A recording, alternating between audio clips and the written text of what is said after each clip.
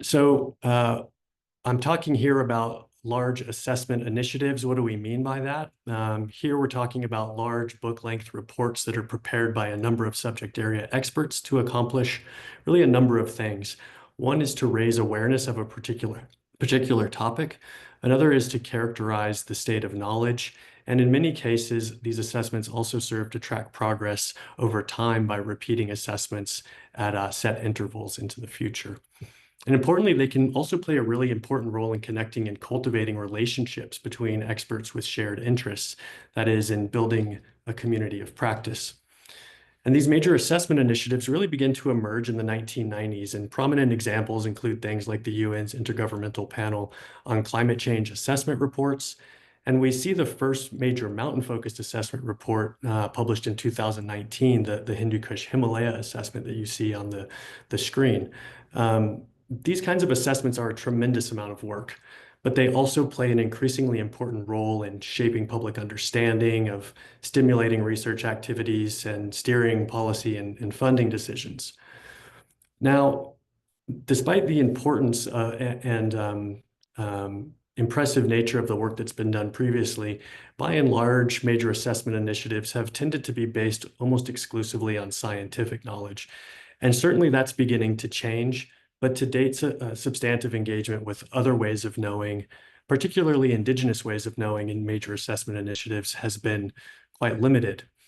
So the CMA really sought to address that shortcoming while at the same time conducting an assessment focused on mountains in the country. So why did we need an assessment of mountains in Canada? Well, it turns out Canada is actually the fourth most mountainous country by area globally. And if you can believe this, the country of Switzerland would fit within our mountainous terrain 54 times. So we just have an incredible amount of mountains in this country. Now, we're also interested in this at Y2Y because much of the region that we look at in the Yellowstone to Yukon corridor is mountainous terrain, as you can see here depicted on the slide. Now, we also thought it was critical to conduct an assessment because mountains in Canada really occur across an extensive range of latitudes, longitudes, and elevations. And this means that we see very high geological and ecological diversity in mountains in Canada. We also see some of the most biologically intact mountain regions globally, particularly in the Yellowstone to Yukon corridor. Now, many people also have unique biocultural connections and interdependencies associated with mountains. For example, mountains have been homelands for First Nations, Métis, and Inuit peoples since time immemorial. And mountain areas have sustained and been stewarded by Indigenous peoples who continue to know and care for them. In addition, many non-Indigenous people also live in mountains in Canada and have lives and livelihoods that are interwoven with the specific characteristics of mountains. Mountains also provide many benefits for people, or what we refer to in the mountain assessment as gifts of the mountains. These include things like fresh water, foods and medicines, recreational and sporting opportunities, but also inspiration for arts and literature and sites of spiritual significance, places of solace, places of meaning.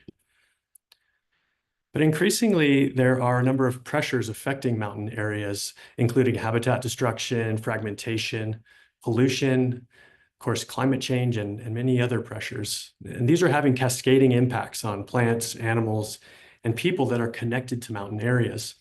And these pressures then are rapidly transforming mountain environments and the gifts that they provide. So despite all of this, there had never been a formal effort to assess what we know, don't know, and need to know about mountains in the country. However, this does not imply that there was any lack of knowledge about mountains. For example, First Nations, Métis, and Inuit peoples have nuanced, holistic, and sophisticated knowledge of mountain systems across the country, which has been cultivated through countless generations and close connections with mountains through time. Likewise, there's also an extensive body of academic research focused on mountains in Canada, and this has provided detailed accounts of a variety of topics related to mountains. So given this existing knowledge base, the CMA really endeavored to bring forward the first assessment of mountains in Canada in a way that draws on and values the diversity of mountains knowledge that exists in the country, and really aspiring to do that in ways that ultimately elevate our collective understanding of mountains. So how do we do this? We started by thinking about project governance, and we formed what we called a stewardship circle. This was really meant to be a less hierarchical governance approach that brought people together from a variety of geographical, cultural, and academic backgrounds to really work collaboratively to define things like the spirit and intent of the project's conceptual and ethical foundations, the kinds of content that we would actually include in the mountain assessment, as well as the structure of the report. So this was, as you can imagine, a very exciting and creative space to be working in, but this process was also very challenging. And as Gadia mentioned, it was challenging in some ways because we were doing this online in the middle of a pandemic, and many of us had also not worked together previously. Ultimately, the mountain assessment had about 80 core contributors involved. About 1/3 of our contributors were First Nations, Métis, or Inuit individuals. And not pictured on this map are many of our external reviewers, including Indigenous reviewers, as well as many other folks who supported this work, including photographers who contributed their work and cartographic contributions as well. Our group at the Mountain Assessment came up with 5 guiding principles to really steer our work. And I'm not going to read through this now, but I would just invite you to have a look at this in the book, which is available open access, and we'll provide a link to that. But we were really guided by service, by an inclusive assessment approach, attending to humility and being mindful of what we can and can't accomplish with respect to our resources, skills, and capabilities, but nevertheless trying hard, being responsible to the knowledges shared into the assessment and to the mountains we speak of and on behalf of, and ultimately moving towards an assessment that leads to action and improvement for mountains. Conceptually, our approach really emphasized the complementarity of knowledge systems and the value of letting each knowledge system speak for itself. And because of this, determinations in the assessment about which knowledge was relevant or credible occurred within knowledge systems according to Indigenous protocols or the scientific method as appropriate. Now, by implication, this meant that there was no attempt to integrate diverse knowledges into a unified truth. Rather, points of synergy, points of tension and difference were actually viewed as a desirable aspect of bringing multiple ways of understanding into generative conversation. Our approach also made space for diverse manifestations of knowledge, so text, of course, but also really making space for oral knowledge and knowledges contained in visual forms, for example. And again, emphasizing the need for deeply collaborative and reflexive co-creation processes from the outset. And all of this really aimed to embody commitments outlined in UNDRIP and the United Nations Declaration on the Rights of Indigenous Peoples and the Truth and Reconciliation's calls to action in the context of a major assessment initiative. So we thought of this aspiration of bringing diverse knowledges together as somewhat akin to climbing a mountain, as you can see depicted here on the screen. So as we work together to climb higher, we build trust, we learn, we embrace shared understanding through commitment to working on a shared goal. Of course, we also realize that summits are hard to attain. We stumbled along the way. We did not make it to the top of the mountain. But through our efforts, our hope is really that we put in a good path that others can carry forward into the future. Now, I want to turn just quickly to methodology here, as this really clarifies the kind of evidence and knowledge that's included in the assessment and how. And again, just a reminder that the goal here was to assess both the academic knowledge of mountains as well as Indigenous knowledge of mountains. So with respect to the academic knowledge base, our goal was really to assess this exhaustively. And so what we did is we conducted a formal systematic review where we identified around 3,000 articles pertinent to mountains in the country. We then assessed that literature according to what was studied, where it was studied, how it was studied, and what the key results were. We then collated all of those articles into a thematically and regionally searchable bibliography that all authors could utilize as they prepared their chapters. We also made space for the inclusion of scholarly and historically significant books, as well as artistic works that really help us to have a fuller sense of the state of mountain knowledge in Canada. Now, as we embarked on this work, there were also a number of fundamental aspects of academic understanding of mountains that really hadn't been articulated yet. So we did also endeavor to conduct some foundational analyses, and those include things like you see here on the screen, the first comprehensive analysis of observed and projected climate changes in mountain regions, as well as work on demographic trends in mountains and a number of other topics. Now, with respect to Indigenous knowledges, the intent here was explicitly not to claim or attempt to assess all Indigenous knowledges across the country. Of course, that would be impossible. Instead, what we aimed to do was to show really some of the diversity, depth, and specificity of Indigenous knowledges, and specifically focusing on lifting up oral knowledge sharing traditions, which are central for many Indigenous peoples in Canada. And so to do this, we convened what we called a learning circle. This was a gathering that took place over 3 days in Banff. We had 20 First Nations, Métis, and Inuit individuals come from across mountain areas in Canada to that event. And really the idea was to provide a respectful and more culturally appropriate space for sharing oral knowledges related to mountains from participants' respective homelands. And with participants' permission, conversations during the learning circle were video recorded. And following numerous rounds of review, recordings that were deemed by participants suitable to share publicly were put forward for potential inclusion in the mountain assessment. Now, all Learning Circle participants are, of course, recognized also as authors in the assessment in recognition of the validity of oral knowledge of mountains. Now, following the author workshop, following the Learning Circle, we also convened an author workshop with both Indigenous and non-Indigenous authors to really try to figure out what bringing all of these different contributions would look like on the pages of the mountain assessment. So this is a bit of a sense of how it comes together on the page. The first thing I want to call your attention to is that each chapter was co-led by an Indigenous and non-Indigenous person. And the co-leads were supported by author teams composed of both Indigenous and non-Indigenous contributing authors. So in the book, you will find, of course, text assessing the state of literature across a range of topics. You'll also find maps, figures, tables, paintings, photographs, which we think really enrich and help to animate the assessment.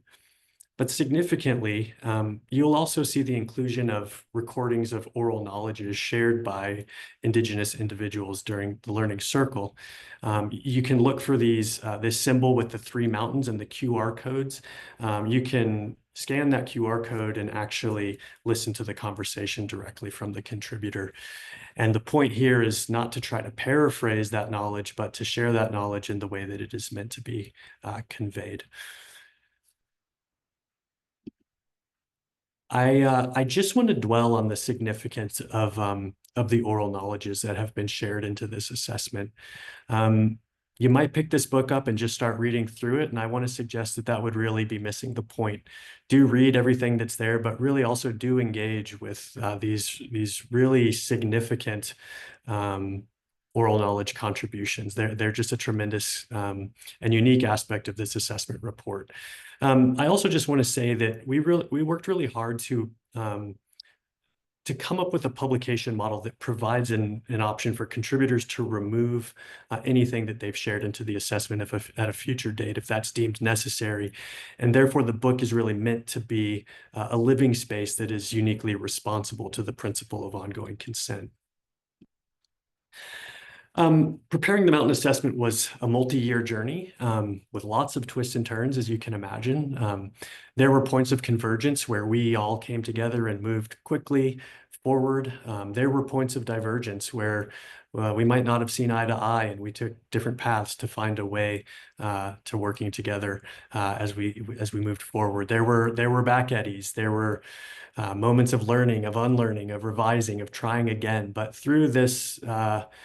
Through following this course over the years, we ultimately were able to produce and to bring into the world the Canadian Mountain Assessment. The book really does provide a foundational contribution to our understanding of the state of mountain systems in the country, again, based on multiple ways of knowing. It's composed of 6 chapters, which you can see here named on the screen. Also, the foreword is co-written by Jody Hilty, our president and chief scientist at Y2Y, with Bill Snow from Stony, Dakota. So that's also interesting to check out. I'll mention again that it is available freely open access. The link will be put in the chat. So do have a look at the book.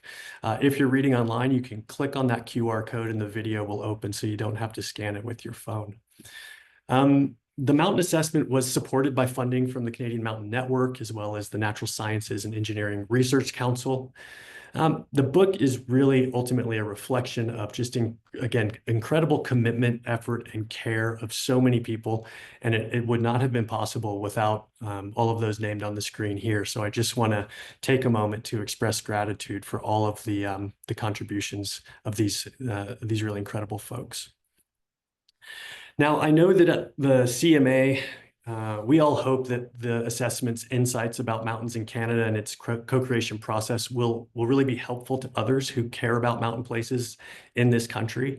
And I think it's therefore really a treat to be able to have this conversation today with assessment contributors about the project and potentially some of its lessons for the Yukon to Yellowstone Conservation Initiative. So I will conclude there and turn it back over to you, Nicole. Thanks very much. Thank you, Graham, for that overview. Before we get into asking questions, I'm going to just offer a really big explanation here. We are, again, having really big technical difficulties. My ability to turn on the chat is frozen right now. I really apologize. We really do need this opportunity to recognize who's participating as a community and make those really valuable connections.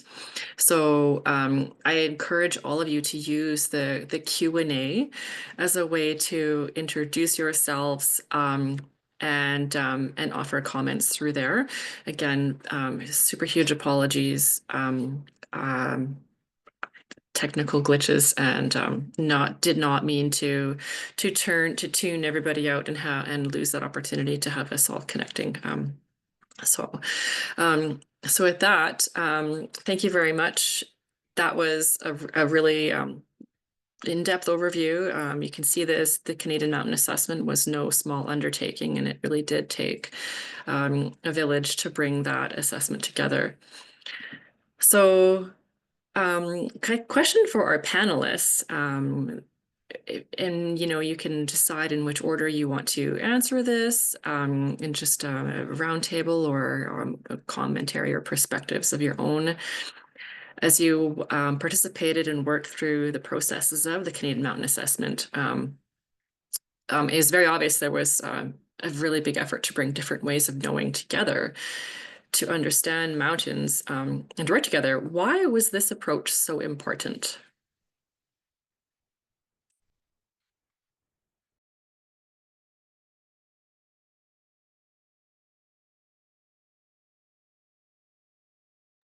I'd have to pick on one of you. I'm gonna have Gabrielle start with answering this question. Thank you, Nicole. I just knew you were going to do that. That's okay. Okay. Nistuni Daniko Tabinaki Namohto Dogena. Thank you for the opening prayer. That started us off in a good way, those good words. And I think it really centered us, and this brought us to this moment of relationality. And for me, I think why it's so important, this approach of bringing together multiple ways of knowing is it's really in that spirit of relationality that we do that, and respect, shared respect. And I'm reminded of the teachings of the mountains in terms of providing us with this idea of being sturdy and strength. And there's strength in numbers, strength in voices, strength in these different knowledge systems, all that have, but there's that message there, this guiding message that is really about with these many voices and diverse perspectives, different perspectives, we're able to really understand how our environment and how our relationship to our environment, how important that is. And that brings us together in, I think, really meaningful ways. And I know that's kind of a general way of looking at things, but for me, on a personal note, growing up in southern Alberta and in on the largest Indian reserve in Canada, I think about how Blackfoot and other Indigenous knowledge systems have been obscured and absorbed within into the Western knowledge system, and so having that opportunity to elevate Indigenous voices and really have them along this parallel path, I think is parallel path is co-knowledge, this co-creation of knowledge, I should say. I think for me, that's really important. And I think about elevating knowledges, and as the Blackfoot Confederacy was a member and is a member of the Canadian Mountain Assessment, our elders talk about the importance of elevating Indigenous knowledges, and braiding and integrating Indigenous knowledges is I don't know how possible. And I will speak a little bit critically about the notion of braiding knowledges, just because Indigenous knowledges have been so obscured, s- so absorbed, um, that it's hard to see in the mainstream how Indigenous knowledges are parallel, or how they hold. Like, if you think about braiding, to braid something, you need ropes of equal size and length in order to have this this this beautiful braid. But Indigenous knowledge systems, they're like a thread, in terms of their ubiquity, and in terms of how people know, and do people know Indigenous knowledges? No, it's not mainstreamed the way scientific knowledge is, the way Western knowledge is. So it's really hard to take these things and braid them, the concept of braiding, or the act of braiding, when the Western knowledge system is so dominant. Like, it's just like this thick rope. But then the Indigenous knowledge systems, as resilient and as strong as they are, they're not mainstreamed, they're not dominant. And so they're just like this thin spider web. So it's very difficult to be able to braid something like in that way. And so um when listening to the elders, they talk about elevating Indigenous knowledge. And when I think about that, I think about the sturdiness of Indigenous knowledges. And then I think about the mountains, and how the mountains are elevated amongst, they're these, we look and we see them. And as you know, I was hearing in these opening words about, Mary Jane, you're looking out and you're describing what you're seeing, and then I think about Nenastico Chief Mountain and how it's elevated, and you can see it, and so I think for me, that's one of the things that was so important about this approach, is really it gave us an opportunity to really elevate Indigenous knowledges in real ways. And so, yeah, thank you for hearing me. Thank you, Gabrielle, for that perspective. That's something that's just been so important as part of the CMA, is that and that really highlighting the size of the braids, they're unbalanced there, and being able to bring that forth and highlight that is really definitely what sets the CMA apart. And I do want to pose the same question to Danny, if Danny would also help us from your perspective, Danny, participating in this. Why did you see this approach important to this these ways of working together to put the CMA together. Yeah, I just raised my hand because some of the words that Gabrielle was saying was sparking thoughts in my head, particularly the opening idea, Gabrielle, that knowledge is more robust, not just knowledge is stronger and better when you have more people and more perspectives contributing to it. This is an idea that I come to from in my own training as a historian of science, from feminist philosophers of science. They have argued this since, oh goodness, good 1960s, 1970s or so. And so there's a sort of parallel idea there that I bring to the table. And so I think just from a knowledge production standpoint, more voices is better. This is how we get the most robust knowledge, right? The lone genius model is not a particularly robust model of knowledge. So I think it's important for that reason. But I also, again, coming at this from a historian of science perspective, you don't have to scratch the history of science very deep before you start finding instances in which the production of scientific knowledge has involved some folks benefiting and producing knowledge at the expense of others. Many instances of this, and many of those instances are colonial in nature. They involve people coming to lands that are not theirs and appropriating knowledges or materials for making knowledge, and using them to their own benefit in ways that dispossess and ultimately harm the knowledge holders of that land. This is something that we all know about, but I think that when you're thinking about it as a historian of science, you then come to this kind of work from a justice perspective, right? There's an argument to be made for the sake of doing justice to those past harms and those present harms, because this hasn't stopped, certainly.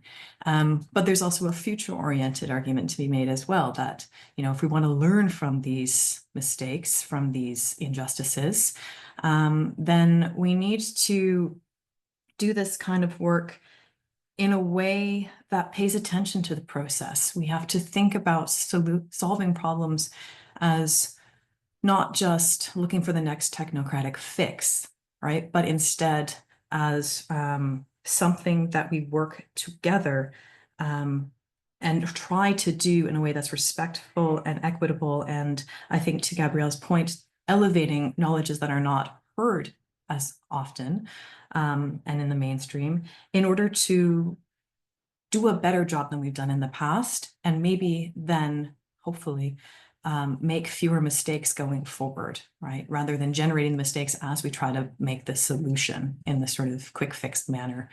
That's a couple arguments that come to mind to me for why this work is so important. Speaking from my position as a scholar in history. Thank you, Danny. I'd take a moment to just offer the same opportunity to Godia and Kira if you have perspectives on this question. If not, I have some other really tough questions to ask you. Okay, Shoni, then for this opportunity to speak. Graham said there was lots of good flowing water, and there was lots of back eddies. There was some dams on the road, and some dams on the flow of how the beginning of the Canadian Mountain Assessment came together. Trying to bring oral traditions in through to a mountain assessment. Other mountain assessments on the global scale, we had some advisors, international advisors, that during the beginning of the formation of the Canadian Mountain Assessment. And we were asking that the first group of Indigenous advisors, we were asking, how were you bringing the First Nation voice? How were you bringing the Inuit voice in through to, or in your work? And they couldn't say how they were doing that. We wanted to make sure that the voice of how stories are carried forward, how knowledge is carried forward generation to generation in Indigenous communities was part of this assessment. And this is why you have the little QR codes with the circle of advisors meeting in this First Nations circle that met over in Banff, Alberta. Their voices are included. And I think that was the first of this kind of work to be done. So I got to say thank you to David Borish too for helping with that process and figuring out how to be inclusive of the voice of First Nations people within this assessment. The other part that we had a difficulty was trying to balance the Indigenous knowledge of the people that live in the mountains and have lived in the mountains for generations, balance that knowledge with a very dominant Western science framework of what a mountain assessment is. There is many areas within the Canadian Mountain Assessment that needs more work. It is not going to be, it was not possible to be covered within the time frame, within the amount of, the ability of the individuals and also the resources for this initial mountain assessment. This is just, as Graham said, the first step of many throughout the decades ahead. Kaho. Thank you, Katia. Kira, do you have anything that you'd like to share? I'll just say really quickly that what I want to contribute here is that I think what the CMA did great was a focus on process and not just product, so that there was a really intentional design to like the way that things had to be laid out and the process to it, saying we need to have Indigenous and non-Indigenous co-authors, and then I'm biased, but the intention to have people from different career stages as well. All of those things I think were important to that process, and not just like an intention, but like a clear plan of action of how to do it.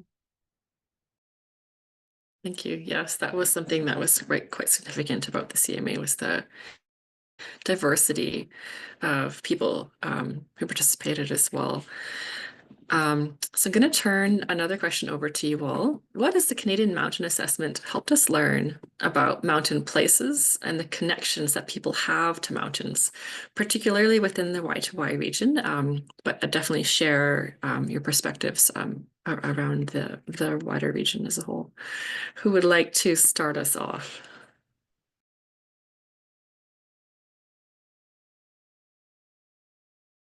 I could start off, and what I think that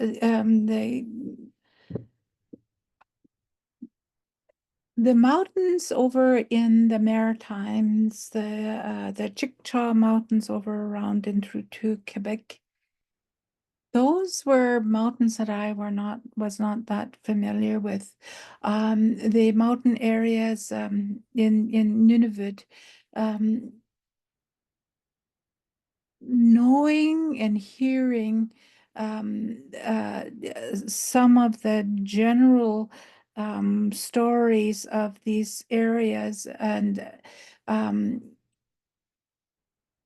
sort of was just very thin, and having the opportunity to speak and share with individuals from across these mountain areas in Canada allowed all of us that participated in this process to really understand how mountains are our homelands. There was a little bit of difficulty trying to define what mountain homelands were. Just for people that were there part of the process, and that if you remember Tim and the debates that we used to have with Tim on mountain homelands. I think that understanding that these homelands are just not only for the two-legged, it is homelands for the sheep, for the pika, for the rooted, for the winged. It is really been a wonderful process to be a part of, but also the document itself is a joy to read because it's and to hear it is something that all Canadians need to say that, hey, this is what we are as a nation, and this is how we present information and how we collectively work together to ensure that all of our voices and knowledges are balanced and heard in a good way.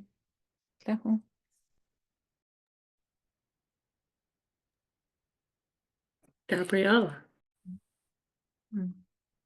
I can go next if that's okay. Yeah, geez, I really appreciate that view. And as I'm thinking about the importance that this project has given, and as a gift itself, what I am reminded of is Graham's opening words, and when he talks about how this is about protecting the mountains and not protecting the mountains, but protecting Indigenous knowledges as well. And I really feel as if the process, and I appreciate Kara also mentioning process too, and emphasizing that, and the process of protecting Indigenous knowledges through the way the research unfolded, and giving us that opportunity to review transcripts. And so it's not just awareness about the gifts of the mountains and the role they play in our lives and in all life, but it's also a lesson in how respectful research can be conducted with Indigenous people. And so this idea of protecting is something that I use quite a bit in my research, because we talk about preserving Indigenous knowledges, preserving Indigenous languages. And, I don't really care for that word of preserving, because it's as if, and I'm reminded of sort of that salvage anthropology approach, where it's about salvaging what's left of Indigenous knowledges, Indigenous lifeways, and salvaging what's left and putting what's left in a museum for people to look at. And sort of it's this way of further objectifying who Indigenous people are. So preserving, I'm glad that we're moving beyond that and really talking about protecting. And another thing that resonated with me as well in this project, and what I think you could offer as well, is that reminder that the mountains care for us, and the mountains protect us, they provide for us. And so, the waters and all of that those the clean water and just all of these gifts, the mountains are really like in my ways, we call them our grandfathers. They're our ancestors, and they hold the spirit of our people. And I think that this project was really able to provide a really meaningful contribution, not just to how mountains, the role mountains play in all life, but also, as I said, a good example of how respectful research is done, and how the mountains are they sustain us. And so that idea of protecting mountains and protecting knowledge systems rather than just preserving. So yeah, just some thoughts there. Thank you, Gabrielle. Danny or Kira, do you want to add to that?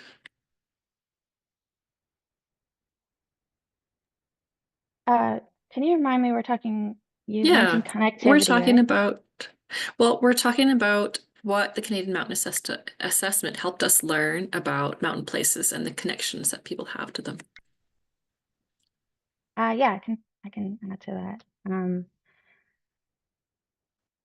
It's hard to, whenever this question comes up, it's hard to just pick out an insight because it's such a long report that includes so much information and so many contributions. But I think that relates to that idea of connections, like connectivity, is that during the whole process, it was very hard even to like separate the topics. So if you look, most of us are all, you have co-lead authors, but most people are all listed as contributing authors on every chapter, or at least multiple chapters, because it was really difficult, like say for the Homelands chapter, to separate out what the gifts were, because we're talking about how people live and make their livelihoods as a home in the mountains, and sort of end up repeating information from the gift. So trying to separate those things out was really difficult. And when it comes to knowledge systems, there's when we just talk about knowledge systems, but not about like resources and decision making, it's like separating it out from what do we actually use knowledge for, and we use it for making decisions. And if we only have, say, one type of knowledge, like science, you can't fully make decisions if you don't have like the political context of the area, the social context of the area, the people who live there, or all of those specifics of a certain place where you're making specific decisions. And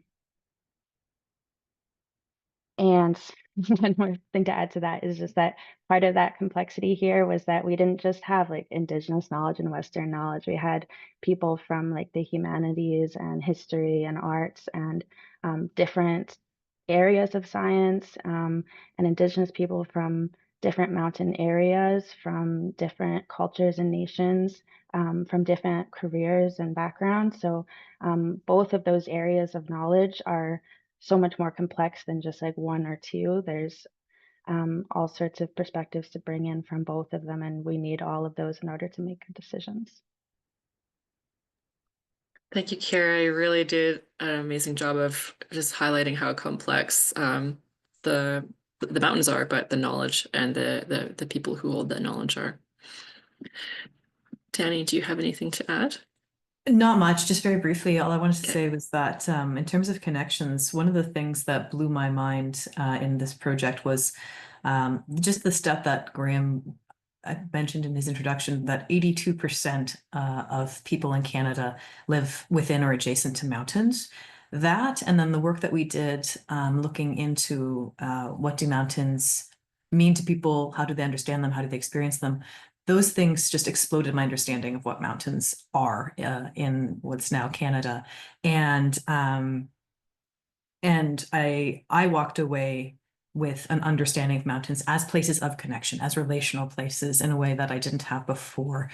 So relations not just between an individual in the mountains, certainly there were many of those instances that we looked at in the Homelands chapter, and they were very diverse, very different people connect with mountains in different ways, but also relations among non-human animals and the mountains as sort of living entities of rocks and ice and water, all of these things relating with one another, irrespective of us staring at them or thinking about them or learning about them.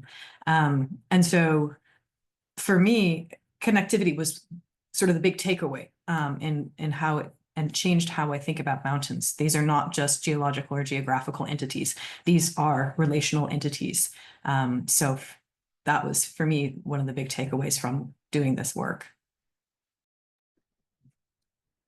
Wow, that must have been pretty powerful, and I'm hopefully you'll carry that perspective forward with you through the work that you're doing.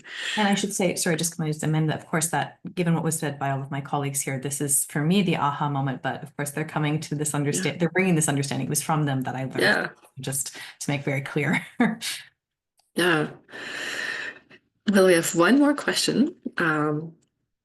Are there lessons from and I guess, to build off of what Danny just said, are there lessons from the processes and findings of the Canadian Mountain Assessment that are relevant for Y2Y and other groups who are working and caring for these regions? What would you say to them?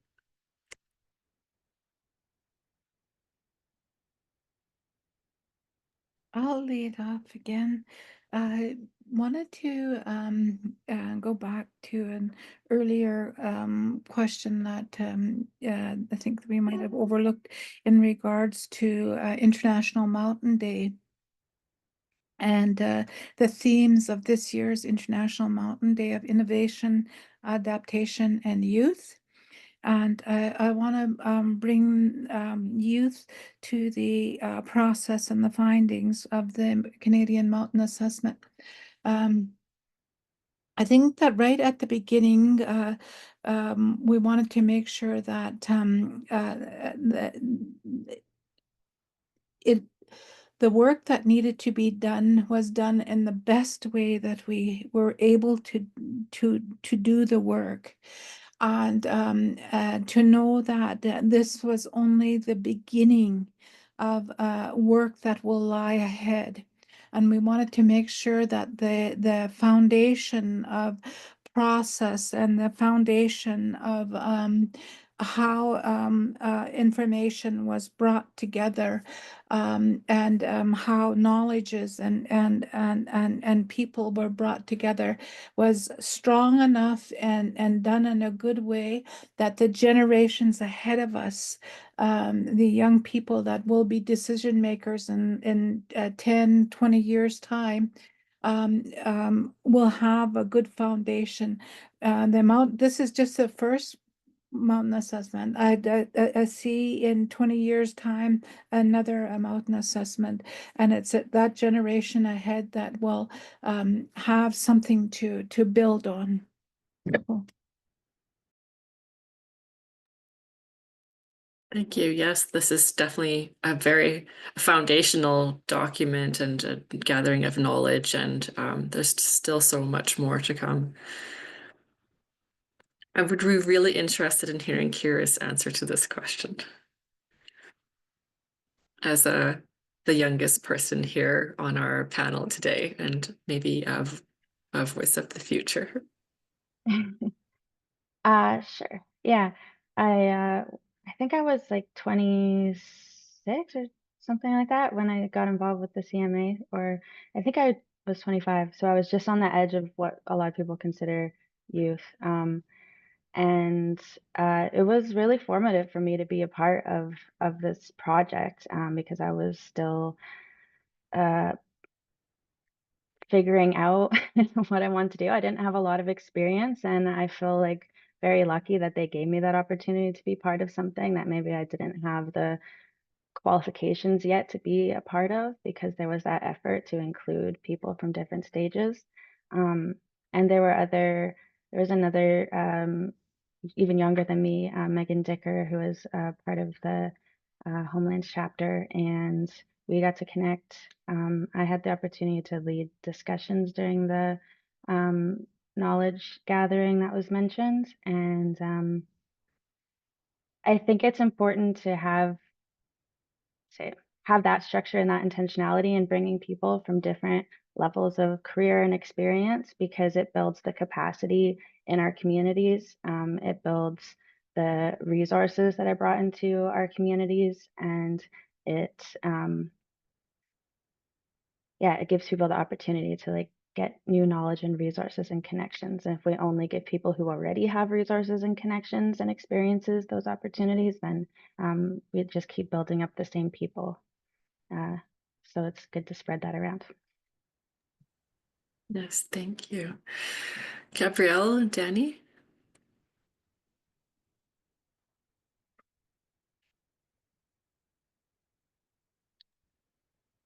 Hi, Gabrielle, if you have any thoughts, I don't have too much to say here. Okay, I can say something here. So as people were talking in terms of a lesson for me, and what what I think is really important in terms of how this process unfolded was really like humility. I don't know. I just keep going back to that because if we're going to be including all kinds of diverse, different perspectives from youth and elders and I think we need to have this really centering humility. And when I think about where I come from, our children and our youth are at the center of our nations, and they are autonomous in terms of the freedom to be free thinkers and all of that. And we learn so much from our children, and they're really a real source of teachings for us as well. And I think listening and um, listening to voices that have not had an opportunity to be heard in mainstream society. And I think that's one of the biggest lessons from this project that resonated with me. I remember we were having a conversation about this, like what are some of the lessons from this project? What are some of the things that we need to keep in mind going ahead? And this idea of having humility and understanding that there are no experts there. We're only ever learners in whatever it is that we're doing. And I think the Western knowledge system, whether we want to further fragmented it into different disciplinary perspectives, it still is the jurisdiction of the Western knowledge system comes from a man-made jurisdiction, the laws, all of that. And these are teachings that I've been privileged to hear from the elders from the Treaty 7 region. And they talk about jurisdiction and where does our knowledge come from, where the systems that we work within. Where's that knowledge coming from? The policies, the practices, the laws, and thinking about that, it's from this man-made Western. The Western knowledge system is really this man-made authority. But for Indigenous knowledges, it comes from natural law, and that always keeps us humble, always is a reminder that there's forces outside of the two-legged, the humans that are way beyond our control. And we may undertake whatever it is that we're doing, whether that's making laws or whether that's doing our assessments and our evaluations and doing whatever we can to minimize causing further harm. But we need to do so humbly and understanding that really, as human beings, there is nothing that is dependent on us for its survival. And I'm also reminded of, and I'll just quickly share this, is the words of this Dr. Leona Makokis, who wrote Disordered Dependencies back in 2009. And she talked about, this was in the context of the destruction of language, Indigenous languages.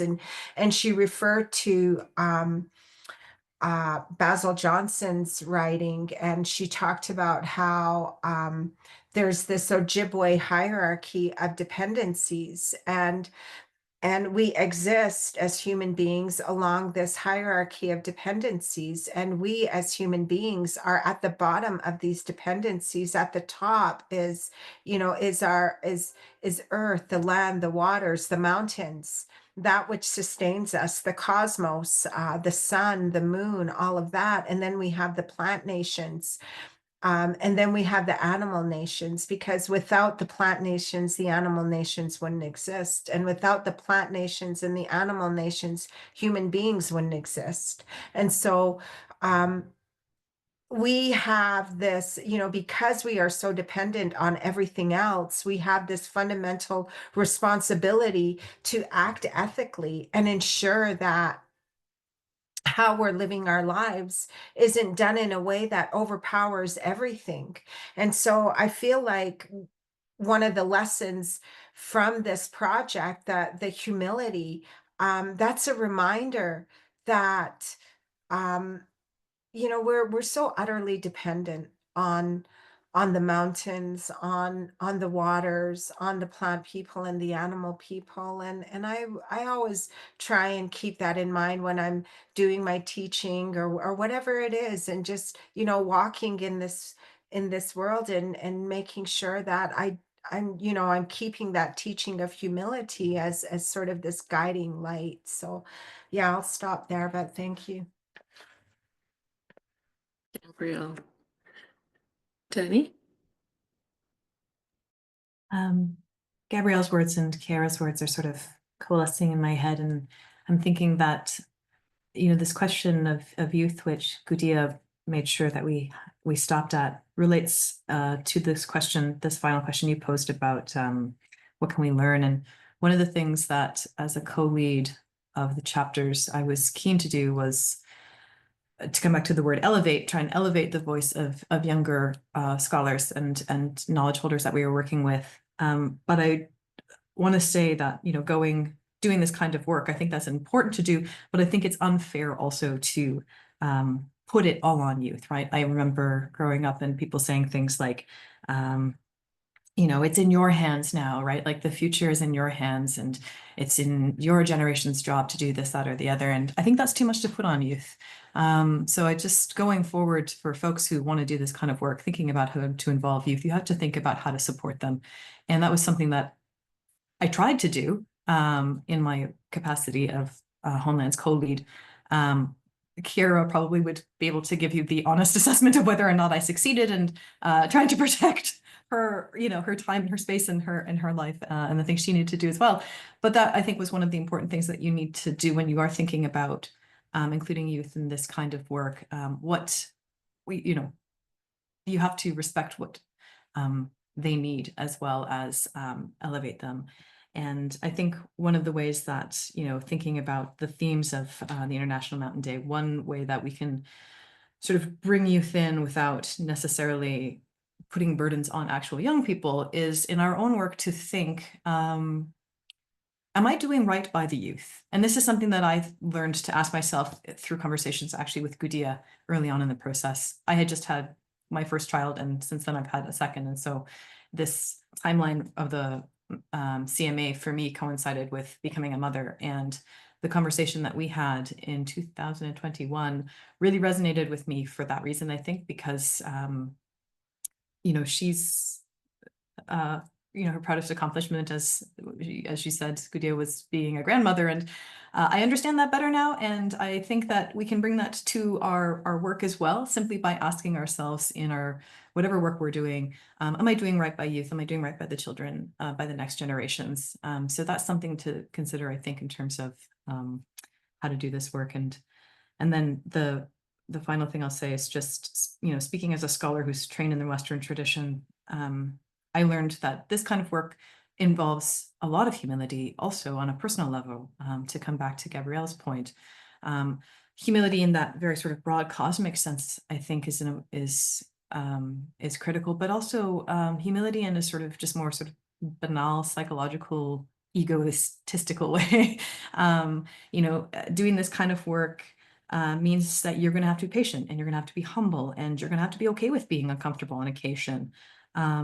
But I think that if you can do that, then you open yourself up to the possibility of actually learning something, right? Actually questioning your assumptions and stretching yourself to think differently.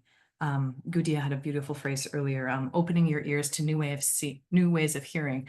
I think that if an organization wants to embark on this kind of work, then the folks who are like myself, not trained in, and who are unfamiliar with working with Indigenous peoples to start, needs to bring a lot of humility and a lot of openness to the process, and a lot of patience, and just focus on that process rather than the product, to come back to something that Kira said.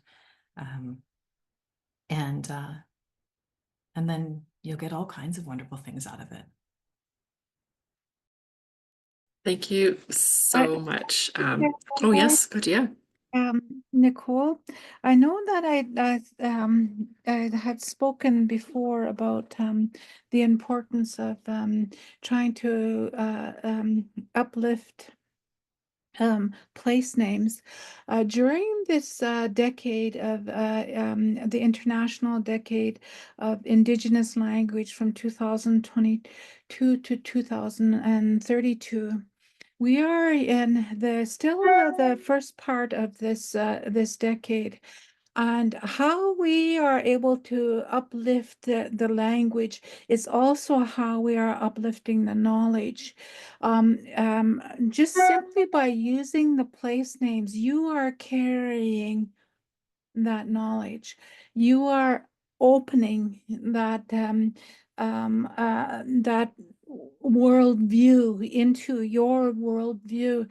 So wherever possible, to utilize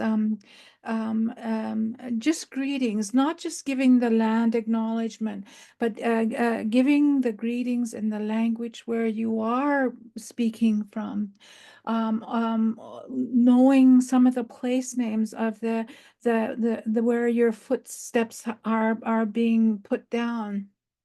Uplifting that kind of knowledge is a contribution to keeping a knowledge system alive.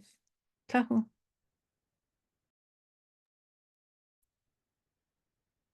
Wow, we've heard so many amazing, insightful things today, and so many takeaways, so many learning experiences and journeys that were intertwined together and also separate. And so we really appreciate hearing all of your insights and learning more about the nuances. I'm going to give the microphone over to Graham for a couple of minutes to offer up a few remarks and perspectives as well. But yeah. Oh, thanks, Nicole. I won't take long doing this in view of our timing here, but I just want to say thank you to each of the panelists for coming to the event today and sharing your reflections on the experience and really helping to lift up the work that we did together. And I hope that folks listening, I know there's so many of you, I just hope that you'll take the time to engage with this book, with this product, but also this process, and hope that it inspires you. And in addition to thanking those on the panel here today, I want to thank all of those joining who I know also care very much about mountains and are working in your own way for mountains. So happy International Mountain Day, and just really great to be with all of you today. Thank you for your time. Over to you, Nicole. Thank you. I'm going to add in one more thing. Since the chat is not working, I really wanted to take a moment to highlight, if my screen will allow me to show you, just what the Canadian Mountain Assessment looks like. So I quickly grabbed my copy. It's a very large book. Graham has one there too. Take the time when I send out the links to open it up and get cozy with it. There's so much, it's so interactive. There are so many, there are visual things, there are stories, there's many different knowledge perspectives. There's a lot of amazing photos, which also tell stories in and of themselves. And one of the things that people have mentioned are these beautiful doorbell is ringing. I'm so sorry. It's timing. This beautiful assessment has my link is gone.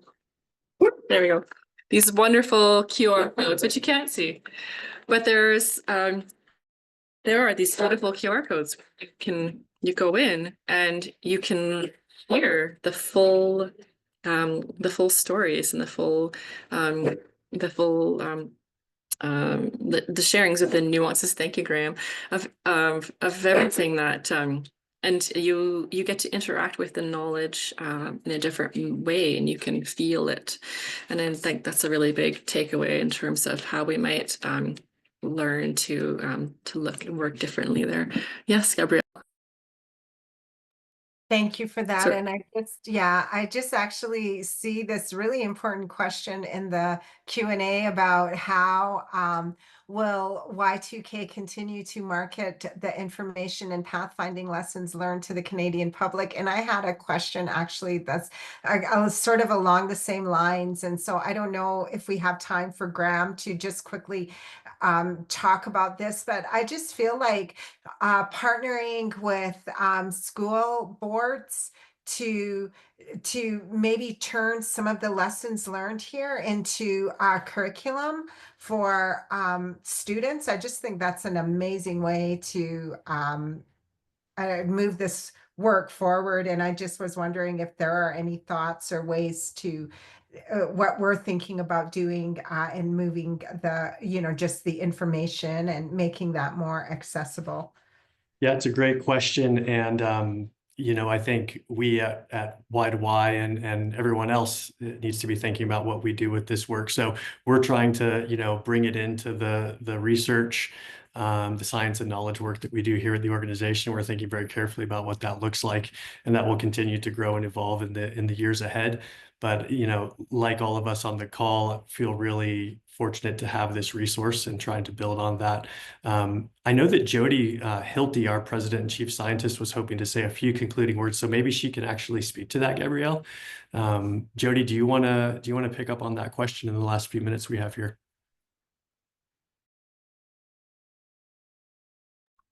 Oh, you're on mute. Now, can you hear me? Yes. Okay.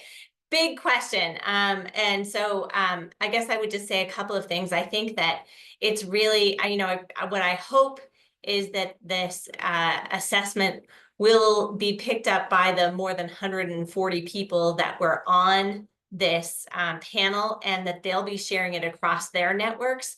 For Y2Y, there was another question about whether or not we would be doing this assessment on the US side. That would be totally cool. We don't have the funds and resources to do that right now, but boy, is that a great aspirational thing. So if there's ideas on how to do that, that's something that we could talk about as well. And I think that one of the important things to continue to do is also to get in front of decision makers, and to get it in front of other scientists, and to get it in front of community members who weren't part of the assessment, so that they can begin to envision how it might be relevant to them and how they might want to engage going forward, because this is knowledge at a point in time. And with the rapid knowledge expansion and the rapidly changing world, I think this is something that I would love to see, that the Canadian Mountain Assessment could be redone in like a decade or something like that. But we're really short on time, and I just want to offer a toast of gratefulness to all that were part of the assessment and those who were on the panel today. That was really, really meaningful.